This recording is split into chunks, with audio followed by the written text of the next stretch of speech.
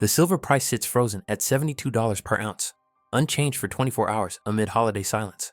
Yet inventories at Asahi Refining plummeted by 1.4 million ounces in a single day on December 23rd, registered metal vanishing from availability, pulling total COMEX drains to over 2.2 million ounces.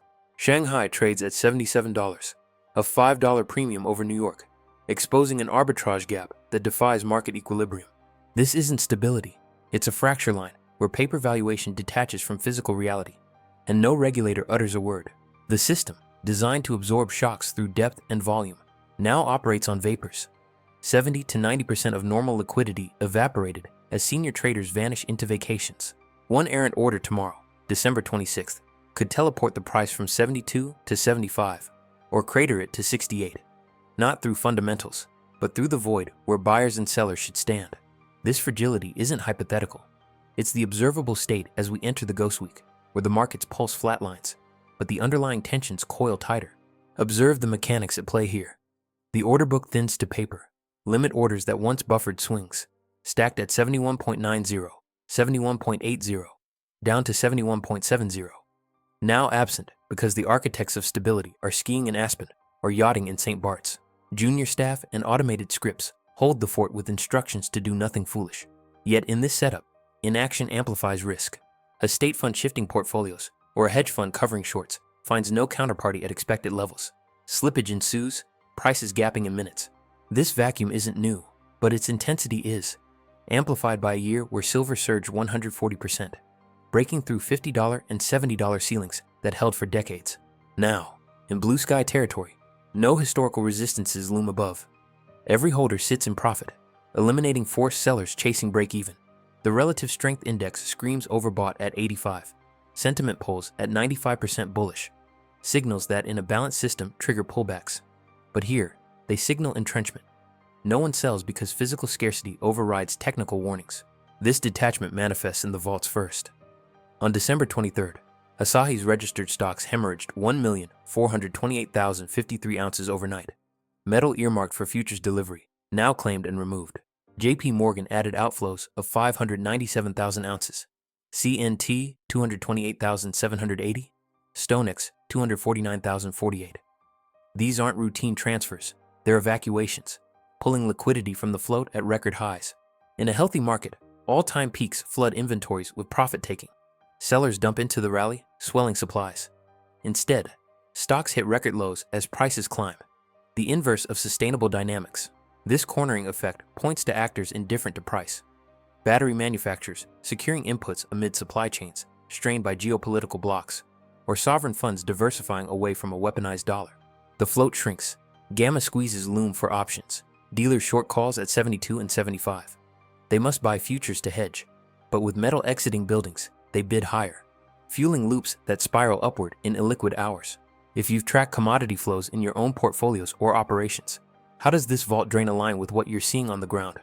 Share your observations in the comments, as these discrepancies often reveal wider fractures. Layer in the geopolitical accelerant, not as distant noise, but as direct input to market algorithms. While families unpack gifts, U.S. forces intercepted the tanker Sentries, linked to a Hong Kong firm, effectively boarding a vessel tied to China in international waters to enforce the Venezuela oil blockade. This escalates beyond sanctions into provocation. Beijing's silence roars louder than statements, while Moscow pledges support for Maduro.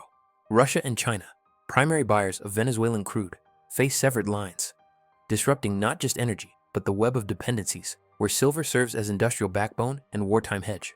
Algorithms and macro funds are coded for this. Sell risk, buy havens. Yet the dollar index at 97.94, down nearly 10% this year, forfeits its safe haven status, eroded by its use as blockade tool. Capital reroutes to gold and silver, potentially funneling billions into a market stripped of depth. In Ghost Week, a headline about Russian naval escorts or Chinese warnings could ignite. 1 billion in panic flows, compressing through thinned pipes, exploding prices like a watermelon through a garden hose.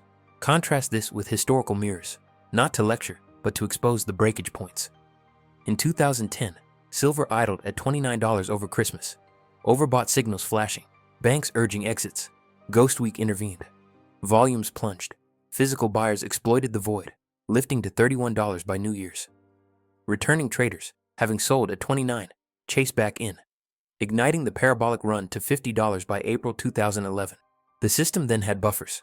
Vaults brimmed with hundreds of millions of ounces, allowing banks to reload and suppress post-holiday. Fast forward to 2020. Lockdown holidays birthed silver squeeze whispers and forums. Thin trading pushed gaps upward, culminating in January's $30 breach amid Triksh silver squeeze frenzy. Again, inventories overflowed. JP Morgan hoarded masses, providing ammunition to hammer prices down once desks repopulated. These episodes rhymed with suppression mechanics intact. Low liquidity as launchpad, but reloadable afterward. Now, in 2025, the rhyme distorts. The weapon empties. Vaults aren't flooding. They're draining at peaks. Backwardation at -7%. Shanghai premiums locking in floors. This isn't speculation driven like 2010. It's scarcity fueled, with industrial demand from batteries and electronics unyielding even over holidays. The Federal Reserve's pre-holiday signals compounded. Inflation at 2.7% above the 2% target. Unemployment climbing to 4.6%. Yet Governor Christopher Waller forecast 2 more rate cuts in 2026. This capitulation, lowering rates amid rising prices and debt at $36 trillion, prioritizes government solvency over inflation control. Real yields turn negative. Official rates at 3.75% against shadow stats inflation of 8 to 10%, eroding dollar holders' purchasing power. The Fed confirms more printing ahead, accelerating flight from fiat into tangibles. Where 2010 and 2020 allowed resets, 2025's depleted inventories lock in asymmetry. Arbitrage bots enforce the $5 spread, rendering crashes below $68 mathematically untenable. Any dip triggers instant buys for Shanghai resale. For those monitoring Fed policy shifts or dollar dynamics in your analyses, how do you interpret this capitulation signal in light of current debt loads? Drop your take in the comments, as these policy reversals often cascade unpredictably. The algorithmic overlay intensifies the fracture. High-frequency traders and CTAS, driving 80% of COMEX volume, once shorted resistances profitably, capping rallies for 15 years. But breakout modules activate now. All-time highs plus volatility expansion queue maximal longs. They chase trends, indifferent to expensive, at $80 or $100. New highs mean buy. In Ghost Week's vacuum, their pursuits create stair-step charts. Smooth curves replaced by gaps. A Venezuela escalation headline hits. Algorithm scan for sellers at 72.50, find none. At 73, empty. Teleport to 75 on the first match. Gaps persist in crises, unclosed for years, defying textbook fills. Skeptics cling to overbought RSI as crash harbinger, but history counters. 1980s, $15 entry stayed overbought 5 months en route to 50. 2011 mirrored from 28 to 49. In parabolic phases, overbought means momentum dominance, not reversal. Irrationality outlasts solvency. This structural tilt manifests in physical premiums diverging from spot. Paper prices might flash red next week, dipping to 68 on thin sells, but dealers hold firm. American Eagle coins command markups, unmoved by algorithmic noise. They read the Asahi outflows, the supply choke. Arbitrage window snapshot fast. Institutional FOMO lurks. Managers at home, underallocated to commodities, overexposed to bonds or crypto. $72 silver amid Fed surrender and blockade risks. A $3 to $4 gap up triggers panic buys. Hundreds of millions from a pension fund suffice to vault from 75 to 80 in an afternoon void. If you're in institutional trading or fund management, how has this underallocation to silver played out in your strategies this year? Share your perspective in the comments, especially on how blockade news might force reallocations. The Ghost Week's peril lies in its deceptive calm masking phase shifts. Banks, aware of precedents, might feint a dump at open, pushing to 70 to trigger stops, shaking retail out before ascent. But fundamentals anchor. No seller pool at these highs. Inventories gutted, geopolitics simmering. Venezuela's proxy war isn't abstract. It's a live wire to silver as war metal, essential for munitions, electronics, solar. U.S. Navy steps on Chinese-linked vessels sever not just oil, but trust in dollar hegemony, redirecting flows. Combined with Fed's debt-driven easing, it forces capital into hard assets where scarcity rules. Historical lenses sharpen the view. Unlike 1980s Hunt Brothers squeeze, manipulated from abundance, today's derives from depletion. Vaults at lows despite 140% gains. The 2019 yen flash crash, 4% in minutes during Asian holidays, exemplifies liquidity voids. Silver's setup mirrors, but with higher stakes. No reload for suppressors. Backwardation and premiums enforce upward bias. For veterans of past commodity squeezes, how does this 2025 depletion compare to the inventory builds in 2010 or 2020? Write your comparisons in the comments, as these historical divergences could pinpoint breaking points. Navigating this requires precision. High leverage courts ruin 10 times or 20 times futures. Expiring January calls invite widowmaker wicks, liquidating on transient dips before rebounds. Reduce size, widen stops, or go flat on paper. Hold physical through noise. The week skews turbulent, raucous between December 26th and 31st, driven by skeletons, crews, and bots. True signal emerges January 2nd. Institutions return, confirming breaks above ghost week highs, signal chase mode toward 100. Downside gaps test 70, holding intact trends. Physical holders ignore spot plunges. Premiums reveal truth. A flash crash? Treat as arbitrage gift. Scoop from dealers before adjustments. Two paths: upward war gap to 75, wait the partial fill, buy dips to 73, downward profit take to 68. Buy aggressively, arbitrage enforces rebound. If you've experienced flash crashes or premium divergences in physical markets, how did you navigate them? Add your experiences in the comments, particularly on arbitrage opportunities in thin volumes. The broader system unravels here. Logistics choke from blockades. Military posturing erodes fiat trust. Industrial hunger drains vaults. Monetary policy capitulates to debt. Silver, once suppressed, now exposes the cracks. Paper illusions versus physical limits. This isn't a cycle, it's a transition, where scarcity overrides manipulation. As 2025 closes with all-time highs and empty treasuries, 2026 looms as depletion's endgame. Potential BRICS currency shifts, persistent inflation despite cuts, supply chains fracturing further. For those following global reserve shifts or BRICS developments, how do you see these tying into silver's role as hedge? Share your interpretations in the comments, as these interconnections often forecast systemic pivots. We enter this phase not with hysteria, but recognition. The kill switch on silver, meant to cap volatility, backfired overnight. Rules bent by absences and outflows. The market's control mechanisms fail, leaving a coiled spring in silence. This process unfolds now, inexorably, as liquidity voids meet geopolitical sparks and policy surrenders. The fracture widens, stability's facade crumbles, and the system reveals its loss of grip. The ghost week has begun. December 26, 2025. Markets open for a skeleton session. Volume registers as barely detectable, thin enough that even routine hedging moves register as seismic. The spot silver price did not remain frozen.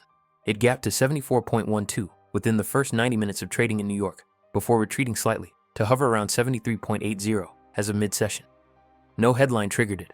No fresh Venezuela escalation. No surprise Fed statement. Just the absence.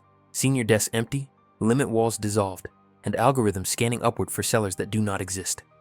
A $3 open gap in a market that supposedly settles daily. This is not noise. This is the first measurable fracture of the paper price illusion. The Shanghai FIX closed yesterday at 77.45 equivalent.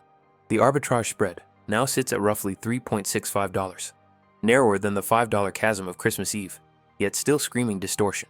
Every basis point of convergence pulls physical entitled metal toward New York delivery obligations, yet the registered category continues to bleed.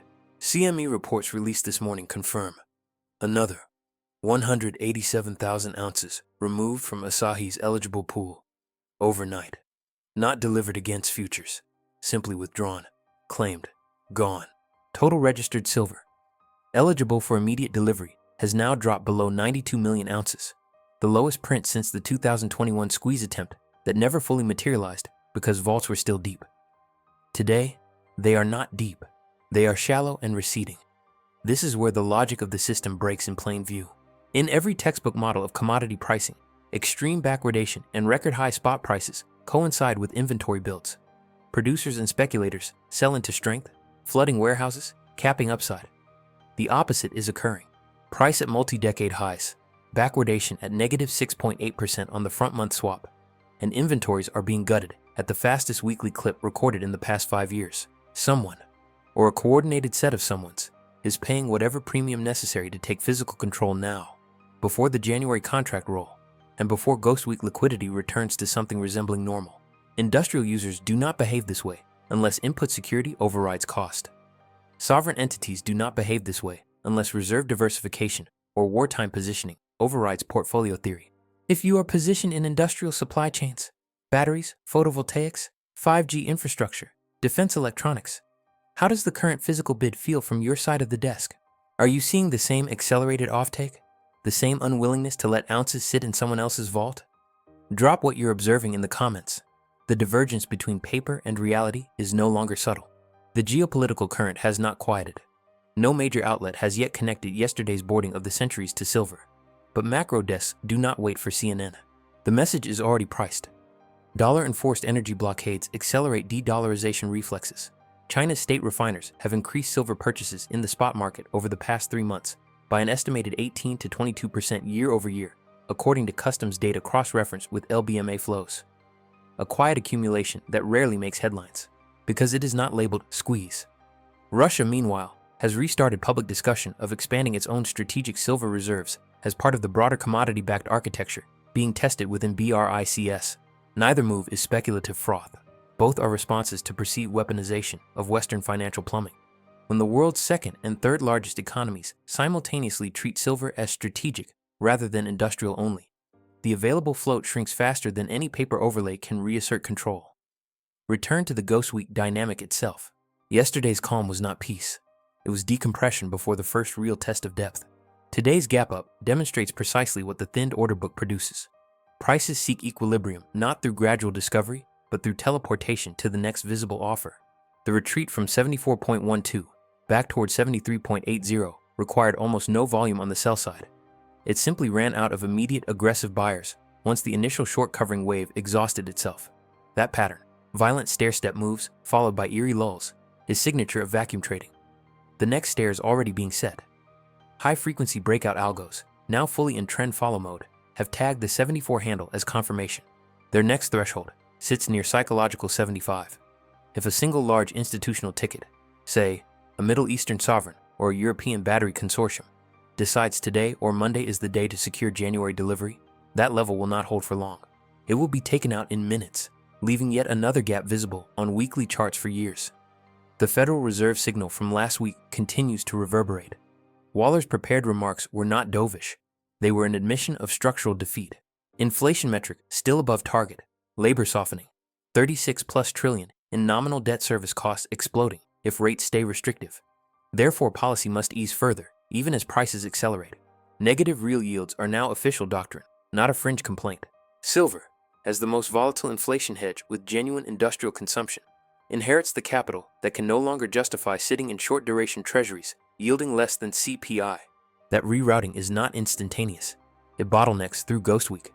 But once desks repopulate in January, the bid will institutionalize. Pension funds and endowments that sat at 0.5 to 2% silver allocations through the entire 140% run are now staring at regret. Regret in asset management turns into FOMO very quickly when benchmarks begin to diverge. Those of you who track institutional flows or endowment reports, at what allocation threshold do you believe large allocators begin to treat silver as a required line item rather than an optional satellite position? If you've seen position papers or rebalancing memos shift tone in the last quarter, share the language you're seeing. The wording often telegraphs moves months before they hit public 13F filings. The physical premium disconnect is already measurable. Online dealers report 1-ounce Eagles trading at 18 to 22% over spot during Asian hours today. Levels last seen during the March 2020 COVID bid or the January 2021 retail panic. Local coin shops in North America are posting "We buy" signs at spot, plus 12%, while "We sell" remains spot, plus 25%, with multi-week backlogs. This spread does not collapse when paper prints a transient dip because physical participants know the registered inventory print. They are not trading candles. They are trading title to metal that is leaving buildings faster than it arrives. A hypothetical flash crash to $68 on Monday would be arbitraged within hours. Bots and proprietary desks would buy New York, ship to Shanghai, pocket the differential, and repeat until convergence. The floor is no longer psychological. It is logistical. Consider the math of the float. Assume 92 million ounces registered, of which perhaps 30 to 40% is already spoken for by standing delivery notices or industrial earmarks. Effective free float drops toward 50 to 60 million ounces. Monthly industrial consumption, global, not just COMEX, runs north of 80 million ounces annualized. One quarter's worth of demand could theoretically exhaust what remains if coordinated. No one expects literal zero tomorrow, but the perception of zero is what drives preemptive grabs. Perception becomes reality when senior risk officers wake from holiday and see vault levels below critical internal thresholds. If you work in refinery logistics, vault operations, or COMEX delivery mechanics, what does the current pace of withdrawals look like compared with previous stress periods? 2021, 2008, 1980? Are we seeing coordinated standing for delivery behavior, or is this still masked as warehouse adjustments? Your read on the ground would help calibrate how close the system actually is to forced allocation. The ghost week does not end with fireworks every day. Most hours will feel dead, until they do not. The real phase shift arrives when primary dealers and macro funds reactivate terminals next week. If silver is holding above 74 on January 2nd open, the chase begins in earnest. Algorithms will ladder buy orders, gamma hedging will force delta accumulation, and any remaining short will cover or roll at punitive levels. Conversely, an engineered shake to 70 to 71 early next week is possible. Exactly the kind of raid banks have executed in thin December sessions for decades. But this time, the ammunition is missing. No massive eligible build waits to be mobilized. No overflowing LBMA vaults sit ready to lease and suppress. The old playbook has pages torn out.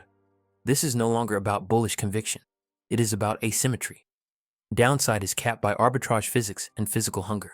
Upside faces no historical ceiling because the ceiling was demolished at $70 and no one rebuilt it.